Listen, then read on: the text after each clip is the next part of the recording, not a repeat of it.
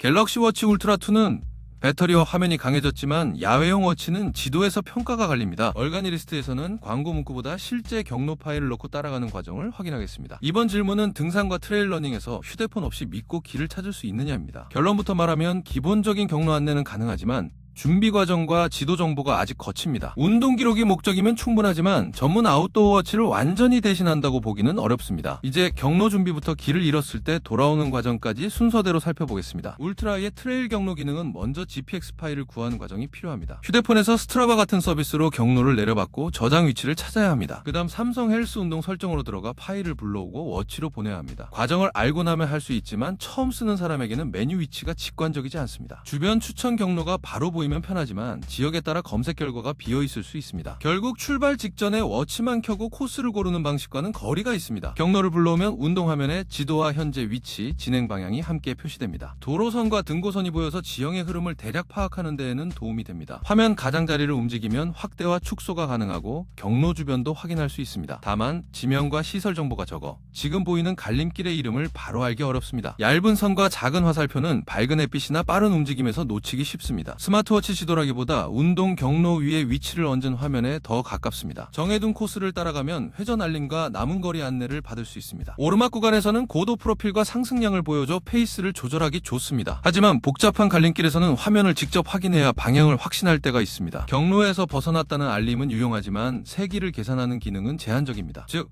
원래 코스로 돌아가야 한다는 사실은 알려도 우회로를 적극적으로 만들지는 못합니다. 도시의 구글 맵스 안내와 등산 경로 기능을 같은 것으로 보면 실망할 수 있습니다. 코스를 미리 넣지 않아도 이동한 길을 선으로 남기는 브레드크럼은 사용할 수 있습니다. 길을 잃었을 때 지나온 선을 거꾸로 따라가면 출발점으로 돌아가는 데 도움이 됩니다. 이 기능은 지도 데이터가 부족한 곳에서도 작동 원리가 단순해 신뢰하기 쉽습니다. 다만 처음부터 목적지까지 길을 안내하는 기능과는 역할이 완전히 다릅니다. 안전이 중요한 산행이라면 휴대폰 지도나 종이 지도 같은 대체 수단도 필요합니다. 워치 한 대만 믿기보다 위치 기록 장치로 활용하는 편이 현실적인 접근입니다. 울트라에는 밝은 화면과 빠른 칩, 큰 저장 공간을 갖춰 지도 성능을 기대하게 만듭니다. 하지만 운동 앱에서 완전한 오프라인 지도를 자연스럽게 쓰는 경험은 아직 부족합니다. 휴대폰 연결이 끊겨도 미리 받은 경로와 위치 기록은 남지만 주변 정보는 제한됩니다. 해외나 산속에서는 데이터 연결 상태와 지도 저장 여부를 출발 전에 확인해야 합니다. 이 부분은 가민 같은 아웃도어 기기가 오랫동안 다듬어온 영역과 차이가 큽니다. 삼성이 소프트웨어 업데이트로 지도 자료와 검색 과정을 넓힐 여지는 충분합니다. 800mAh 배터리는 긴 운동과 위치 추적에서 울트라의 가장 큰 장점입니다. 하지만 항상 켜짐 화면과 LTE, GPS를 함께 쓰면 공식 최대 시간보다 빠르게 줄어듭니다. 일반 절전 모드에서는 항상 켜짐 화면뿐 아니라 회전 안내도 꺼질 수 있습니다. 최대 절전 모드는 제스처와 연결 기능까지 줄여 야외용 장점이 함께 작아집니다. 배터리를 오래 남기는 설정과 길 안내를 충분히 받는 설정 사이에 선택이 생깁니다. 장거리 산행은 출발 전에 화면과 알림, 연결 설정을 직접 맞춰두는 편이 좋습니다. GPS 궤적과 심박, 고도, 페이스 기록은 한 화면에서 확인하기 쉽게 구성됐습니다. 새 칩은 메뉴 이동과 운동 화면 전환을 부드럽게 만들고 반응 지연도 적습니다. 밝은 화면은 야외 시인성이 좋고 티타늄 본체와 사파이어 유리는 안심을 줍니다. 훈련 계획과 회복 정보는 여러 날의 데이터를 모으면 일상 운동에 도움이 됩니다. 다이빙 기능도 추가되지만 전문 다이브 컴퓨터를 대신하는 용도로 보면 안 됩니다. 건강과 스마트 기능까지 한 기기에서 쓰는 균형은 전용 스포츠 워치보다 좋습니다. 도시 생활과 주말 산행을 함께하고 갤럭시폰 연동이 중요하면 잘 맞습니다. 운동 기록과 알림, 결제, 통화를 한 워치에서 해결하려는 사람도 만족하기 쉽습니다. 반대로 낯선 산에서 지도와 자동 우회가 최우선이면 전용 아웃도어 기기가 낫습니다. 기존 울트라 사용자는 배터리와 지도 개선 폭이 가격만큼 큰지 꼭 비교해야 합니다. 워치9 사용자도 크기와 무게를 견딜 수 있는지 손목에서 직접 확인할 필요가 있습니다. 울트라의 지도는 쓸 수 없는 기능이 아니라 아직 손이 많이 가는 기능입니다. 먼저 휴대폰과 워치의 소프트웨어를 최신 상태로 맞추고 위치 권한을 확인해야 합니다. 내려받은 GPX 파일은 코스 방향과 시작점이 실제 출발 장소와 맞는지 살펴봐야 합니다. 워치로 전송한 뒤에는 비행기 모드에서도 경로가 열리는지 집에서 한번 시험하는 편이 좋습니다. 운동 화면에 지도와 고도, 심박을 원하는 순서로 배치하면 현장에서 조작이 줄어듭니다. 회전 알림과 진동 강도도 장갑을 낀 상태에서 알아챌 수 있게 미리 조정해야 합니다. 이 준비를 마치면 기능은 쓸만하지만 자동으로 모든 것을 해주는 방식은 아닙니다. 위치점이 정확해도 지도에 갈림길 정보가 부족하면 길 찾기는 어려울 수 있습니다. 반대로 경로선이 조금 흔들려도 전체 페이스와 이동 거리를 기록하는 데에는 충분합니다. 숲과 건물 사이에서는 위성 신호가 약해져 순간적인 위치 오차가 생길 수 있습니다. 손목을 크게 흔드는 달리기에서는 화면을 보는 시간이 짧아 진동 안내가 더 중요합니다. 정확도는 같은 코스를 휴대폰이나 다른 워치와 비교해야 실제 차이를 알 수 있습니다. 한 번의 기록보다 여러 날 같은 구간에서 반복한 결과가 더 믿을 만한 기준입니다. 고도 프로필은 앞으로 남은 오르막의 길이와 경사를 예상하는 데 도움을 줍니다. 현재 오르막 구간을 따로 보여주면 속도를 줄이거나 보급 시점을 정하기 쉬워집니다. 다만 고도 수치는 날씨와 센서 보정 상태에 따라 실제 표지판과 차이가 날 수 있습니다. 출발점에서 고도를 맞추고 기압 변화가 큰 날에는 참고값으로 보는 편이 안전합니다. 경로 안내가 부족해도 고도와 이동 기록은 훈련 도구로 충분한 가치를 가집니다. 이 부분이 일반 스마트워치와 울트라 모델을 나누는 실질적인 장점에 가깝습니다. 화면을 계속 켜두고 지도 확대를 자주 하면 배터리는 예상보다 빠르게 줄어듭니다. LTE 통화와 음악 재생까지 더하면 큰 배터리의 여유도 눈에 띄게 감소합니다. 심박 측정 간격과 화면 밝기를 조절하면 기록을 유지하면서 시간을 늘릴 수 있습니다. 보조 배터리를 준비해도 운동 중 손목에서 충전하기 어려운 구조는 그대로입니다. 이틀 이상 야외 활동에서는 매일 충전할 장소가 있는지가 구매 판단에 들어갑니다. 공식 최대 시간보다 자신이 켜둘 기능 조합으로 계산하는 것이 훨씬 정확합니다. 가미는 오프라인 지도와 경로 관리가 익숙하지만 앱과 통화 경험은 갤럭시가 편합니다. 애플워치 울트라도 생태계 연결은 강하지만 지역별 지도 기능과 호환폰이 다릅니다. 울트라의 장점은 운동을 끝낸 뒤 메시지와 결제, 건강 기록까지 바로 이어지는 점입니다. 전용 스포츠워치는 길 위에서 강하고 울트라이는 하루 전체를 연결하는 데 강합니다. 어느 쪽이 우위인지보다 사용 시간의 대부분이 산인지 일상인지 먼저 따져야 합니다. 지도 하나만 보고 고르기보다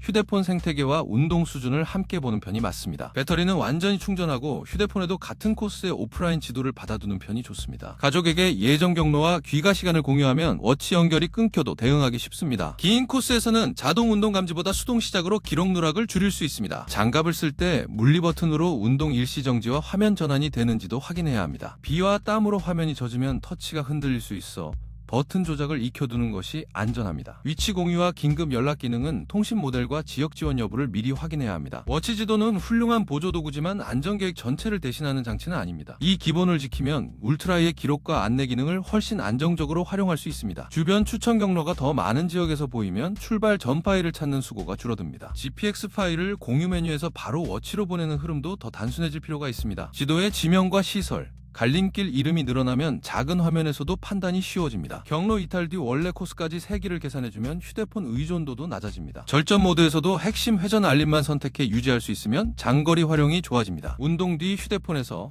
지도와 고도, 심박을 한 화면으로 비교하는 기능도 중요합니다. 이 변화들은 새 센서 없이 소프트웨어 업데이트만으로도 개선할 수 있는 부분입니다. 삼성이 꾸준히 다듬는다면 울트라이의 큰 배터리가 훨씬 설득력 있게 쓰일 수 있습니다. 기존 워치 울트라 사용자는 지도 기능만 보고 바로 바꿀 만큼 차이가 크지는 않습니다. 배터리 열화가 시작됐거나 더 밝은 화면이 꼭 필요할 때 교체 이유가 생깁니다. 일반 갤럭시 워치 사용자는 긴 GPS 운동과 튼튼한 본체가 필요할 때 체감이 큽니다. 운동 시간이 짧고 매일 충전할 수 있다면 작은 워치가 더 편한 선택일 수 있습니다. 가격 차이는 지도 하나가 아니라 배터리와 내구성, LTE 활용을 함께 계산해야 합니다. 결국 울트라에는 모험을 자동으로 해결하는 워치가 아니라 준비를 잘 기록하는 워치입니다. 얼가니리스트는 다음에도 숫자와 실제 사용 사이의 차이를 끝까지 확인하겠습니다. 도움이 되셨다면 구독과 좋아요로 다음 팩트 체크도 놓치지 마세요.